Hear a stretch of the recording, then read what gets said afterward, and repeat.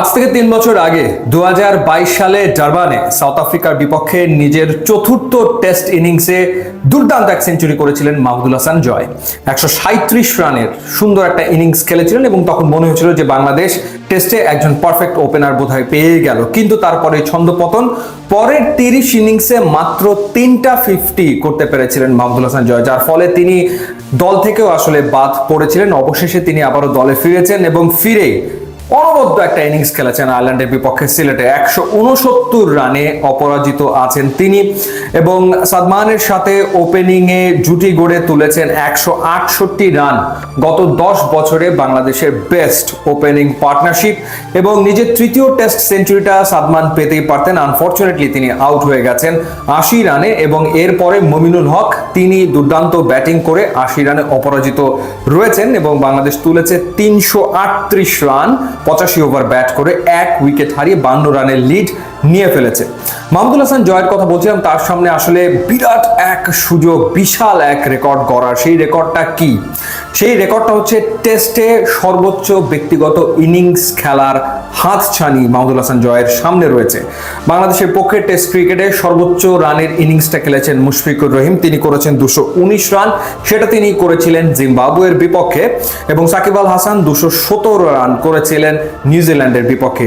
এই দুজনকে টপকে যাওয়ার ডেফিনেটলি সুযোগ তো থাকছেই মাহমুদুল হাসান জয়ের সামনে। যেভাবে তিনি ব্যাট করেছেন দ্বিতীয় দিনে, ঠিক সেই ধারাবাহিকতা যদি তিনি তৃতীয় দিনে ধরে রাখতে পারেন তাহলে কিন্তু সেটি সম্ভব।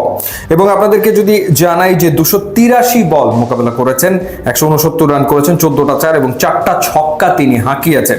এবং শুরুর দিকটাতে কিন্তু বেশি এগ্রেসিভ ছিল সাদমান, বেশ আগ্রাসী ব্যাটিং সাদমান করছিলেন। মাহমুদুল হাসান জয় দেখে শুনে ধীরস্থির ভাবে ইনিংসটা শুরু করে ধীরে ধীরে ধীরে ধীরে এক্সেলারেট করতে শুরু করেন এবং মমিনুল হকের সামনেও সুযোগ আরো একটা সেঞ্চুরি করা। টেস্টে তার সেঞ্চুরির সংখ্যা হচ্ছে ১৩। বাংলাদেশি ব্যাটারদের ভেতরে সর্বোচ্চ টেস্ট সেঞ্চুরি কিন্তু মমিনুল হকের, সেটিকে 14তে নিয়ে যাওয়ার সুযোগ তার সামনে রয়েছে। মুশফিকুর রহিমের টেস্টে সেঞ্চুরির সংখ্যা হচ্ছে 12। সো দেখা যাক, তাদের দুজনের সামনেই কিন্তু মাইল ফলক রয়েছে, সেই মাইল ফলক তারা আসলে অর্জন করতে পারেন কিনা। ঘরোয়া ক্রিকেটেই আসলে দুর্দান্ত ফর্মে ছিলেন মাহমুদুল হাসান জয় এবং Sadman. In fact NCL T20 tournament যেটা হলো সেখানে কিন্তু সাদমান সেঞ্চুরি করেছেন এবং মাহমুদুল হাসান জয় কিন্তু সেঞ্চুরি করেছেন। কিছুদিন আগে ঘরোয়াতে আরো একটা সেঞ্চুরি করেছেন মাহমুদুল হাসান জয়, সেই ধারাবাহিকতায় এই সেঞ্চুরি করলেন।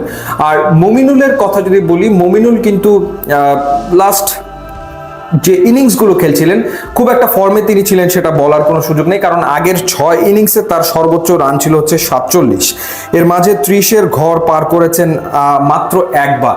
তো সেইখানে একটা ভালো ইনিংস মুমিনুল হকের দরকার ছিল, সেই ইনিংসটা তিনি পেয়ে গেছেন।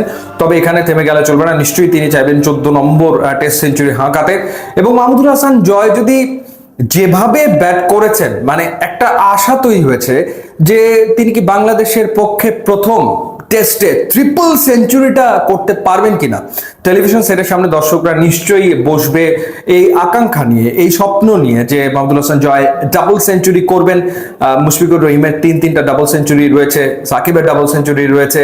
তো সেই ক্ষেত্রে পারবেন কিনা মাহমুদুল হাসান জয় ডাবল সেঞ্চুরি করে ট্রিপল সেঞ্চুরির দিকে এগোতে। তৃতীয় দিনে সবার আগ্রহের কেন্দ্রবিন্দুতে থাকবেন তিনি, এ ব্যাপারে কোনো সন্দেহ আসলে নাই। ইউটিউব এবং ইনস্টাগ্রাম লিঙ্ক আছে, আপনারা যদি যোগ দেন তাহলে খুবই খুশি হব। And thanks for watching.